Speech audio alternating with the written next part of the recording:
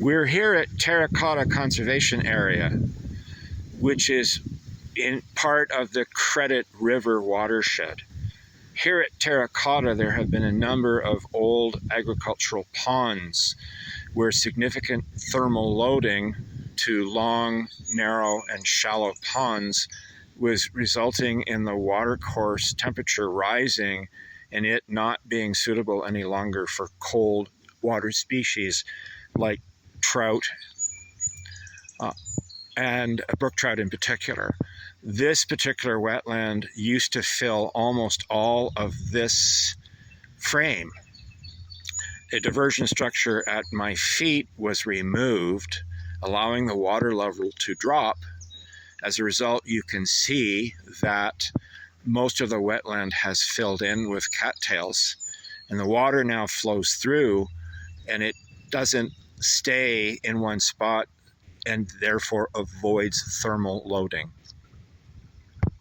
Here we are at a second pond at Terra Cotta that has also been altered. To our left, half the wetland has disappeared by the removal of a diversion structure. Here we see the original overflow structure where when the water level got up, the water would go down this pipe and flow into the credit. But what I'm hoping to do here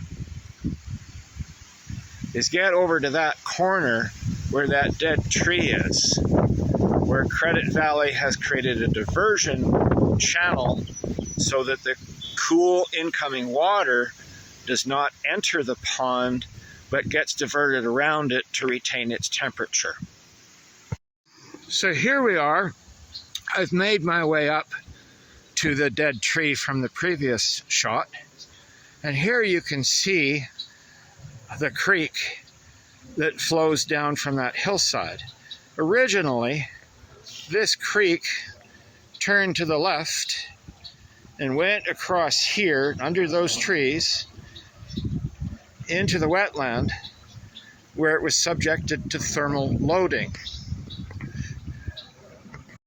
Several years ago, however, a significant diversion channel was put in, and now this water is carried all the way around in this channel through these trees over to the just beneath the far trees, and then it continues on down to the credit. This provides the historic cold water for the Credit Coldwater fishery.